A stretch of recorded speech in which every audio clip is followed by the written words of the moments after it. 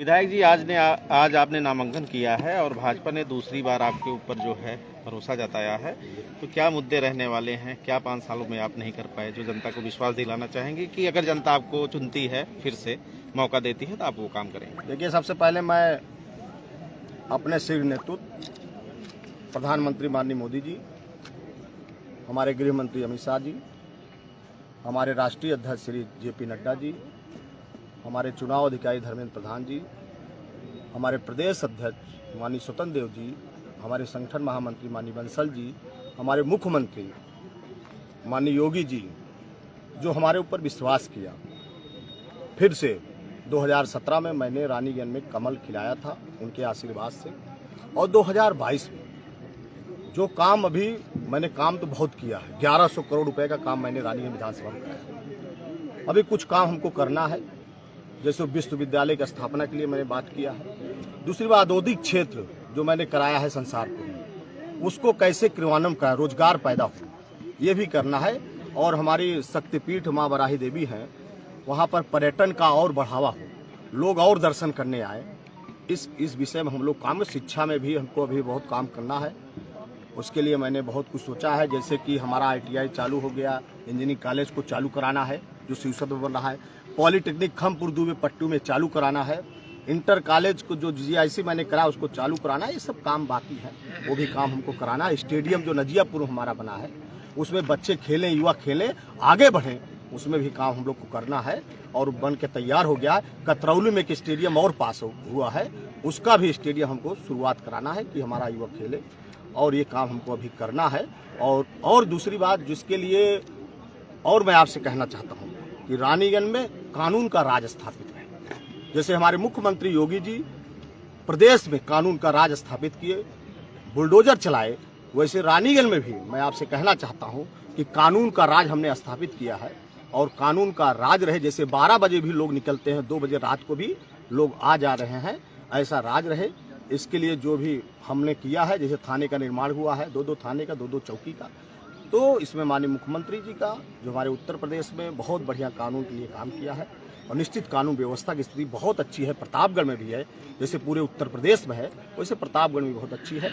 और निश्चित है कि तभी हम लोग का, और अपने प्रतापगढ़ में मैं आपसे कहना चाहता हूँ, प्रतापगढ़ रोजगार विहीन है। जैसे हमारे लोग मुंबई, दिल्ली, गुजरात जाते हैं, और मेरा यह है कि औद्योगिक क्षेत्र जब बढ़ जाएगा यहाँ पर संसारपुर में, यहाँ पर फैक्ट्री लगेगी, और जब फैक्ट्री लगेगी तो हमारा युवा 10 से 15 हजार युवा यहाँ पर रोजगार पाएगा। ये बहुत बड़ी प्रतापगढ़ के लिए उपलब्धि होगी। निश्चित है वो युवा जो मुंबई जाता है, हमारा गुजरात जाता है, वो ना जाए, इसके लिए हम लोग को काम करना है और निश्चित काम करेंगे। विधायक जी, आपके सांसद, आप विधायक, 5 साल आपकी सरकार, और आप कह रहे हैं कि रोजगार यहाँ नहीं है, बेरोजगारी है, तो ऐसा क्यों? क्या लगता है कि किसमें? देखिए, ये हमारी सरकार ने रोजगार के लिए बहुत काम किया। हमारी सरकार ने, आपने देखा होगा कि जो युवाओं को नौकरी दिया गया, 1 रुपया कहीं नहीं, कोई आरोप नहीं लगा, 5 लाख लोगों को नौकरी दिया गया।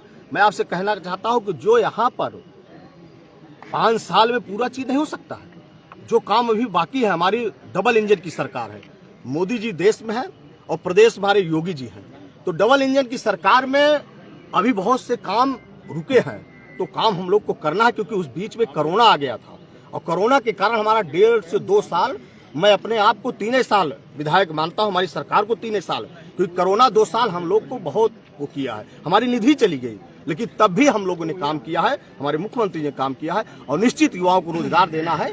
मैं मानता हूं कि अभी रोजगार जो मेरा सपना है, हमारे मुख्यमंत्री जी का सपना है, उसको हम लोग जरूर पूरा करेंगे। प्रतापगढ़ का युवा जो बाहर न जाए, उसके लिए हम लोग काम करेंगे। विधायक जी, आपके विधानसभा की स्थिति भी जो है पूरी तरीके से साफ हो गई है, और सारे प्रत्याशी अब मैदान में लगभग आ चुके हैं, तो क्या मानते हैं, किसको आप अपनी चुनौती मानते हैं? किस पार्टी को? देखिए, मैं आपसे कहना चाहता हूँ, जो मैंने जनता के लिए काम किया है, और जनता हर वर्ग की, एक वर्ग का नेता मैं नहीं हूँ, मैं हर वर्ग के लिए काम किया हूँ। और जनता तो अभी से, जैसे कल से टिकट हुआ, जनता अभी से ही, पूरी जनता कल लखनऊ में, और आज पूरी क्षेत्र की जनता कार्यालय पे, और पूरी क्षेत्र की जनता यहाँ भी प्रतापगढ़ शहर में भी आ गई। और निश्चित है वो जनता का प्यार है। और आपको दिखेगा कि जब 27 तारीख को कमल पे बटन पर मुहर लगेगी, जब 10 मार्च आएगा, तो आपसे मैं कह के जा रहा हूँ, अब की बार 1 लाख का पार। जैसे हमारे माननीय मुख्यमंत्री जी ने और हमारे गृह मंत्री और हमारे मोदी जी ने कहा है, प्रधानमंत्री जी ने, कि 300 से पार हमारे यूपी में सरकार बनेगी, और वैसे ही 1 लाख के पार हमारे रानीगंज में मुझको पूरा विश्वास है। हर वर्ग का मुझको समर्थन मिल रहा है, हर वर्ग हमारे साथ है, और निश्चित है 1 लाख का पार होगा। मेरी लड़ाई किसी से नहीं, मैं आपसे कहना चाहता हूँ। आप चर्चित विधायक थे, अंतिम दौर में कल नामांकन है और आज टिकट आपका कल रात में क्लियर हुआ। क्या लगता है कि कहाँ खामियां रही, इतनी देरी क्यों लगी टिकट क्लियर होने में, और जगहों पर क्लियर हो गया पहले ही, तो इतनी देरी क्यों लगी, क्या लगता है? हमारी पार्टी मंथन करती है जी, हमारी पार्टी कार्यकर्ता बेस पार्टी है। हमारी पार्टी, हमारे यहाँ कई नेतृत्व है, प्रदेश का नेतृत्व है, राष्ट्रीय नेतृत्व है, और हमारी पार्टी जो है सब कुछ करके तब टिकट फाइनल करती है। निश्चित है, मैं आपसे कहना चाहता हूँ, उन्होंने अगर देर से भी फैसला किया, कुछ समझ के किया होगा, वो बहुत बड़ा नेतृत्व है, और अपने नेतृत्व पर मुझको पूर्ण भरोसा था। आज उन्होंने हमारे ऊपर मुहर लगाई, कल उन्होंने पार्लियामेंट्री बोर्ड ने, और निश्चित है मैं अपने राष्ट्रीय अध्यक्ष जी को और अपने प्रदेश अध्यक्ष सबको बहुत बधाई देता हूँ। हमारे ऊपर उन्होंने जीत का तो ये जो मैं कहता हूं, आपने देखा होगा, जब भी मैंने कोई आंकड़ा दिया है अपने विधानसभा के बारे में, चाहे कोई भी चुनाव रहा हो, और जब भी मैंने कोई आंकड़ा दिया हो, निश्चित आप लोगों को दिखाई दिया है। आप प्रेस मीडिया इतने दिन से आप काम कर रहे हैं, और निश्चित आपको दिखाई दिया है। तो निश्चित मेरा जनता का जो प्यार हमको मिल रहा है, उससे मुझे लग रहा है कि 1 लाख के पार। ठीक है। आपके सहयोगी पार्टी आर.के. वर्मा जी रहे, आपके साथ में रहे, इस बार विपक्ष की भूमिका में, और आपके विधानसभा से हैं, उस चुनौती को आप कैसे देख रहे हैं? देखिए, एक तो मैं आपसे कहना चाहता हूँ, हमारे विधानसभा कोई नहीं है। मैं रानीगंज का बेटा हूँ, मैं रानीगंज का वहीं पर पैदा हुआ हूँ। हमारे ना डॉक्टर जो वहाँ के प्रत्याशी हैं सपा के, आर.के. वर्मा, हमारे विधानसभा के नहीं है। हमारे विधानसभा के बसपा के भी प्रत्याशी नहीं, अजय यादव जी, वो भी बादशाहपुर, वो भी इलाहाबाद है।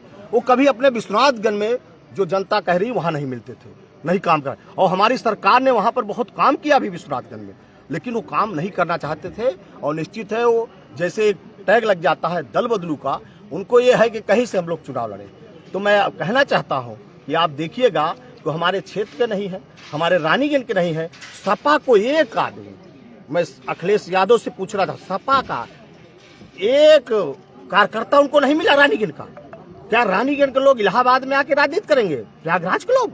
तो रानीगंज के लोग, वहाँ का युवा तैयार है, वहाँ की बेटी तैयार है, वहाँ की बहन तैयार है, वहाँ की माता तैयार है, वहाँ का मजदूर तैयार है, और वहाँ के सब लोग तैयार हैं कि मैं रानीगंज का ही बेटा का वोट करूंगा। और रानीगंज का बेटा जो सुनता है, जो हम लोग के बारे में सोचता है, जो वहीं पर रहता है, गांव में रहता है, उसके लिए सोचता है। इसलिए कोई चुनौती नहीं रहेगी, और निश्चित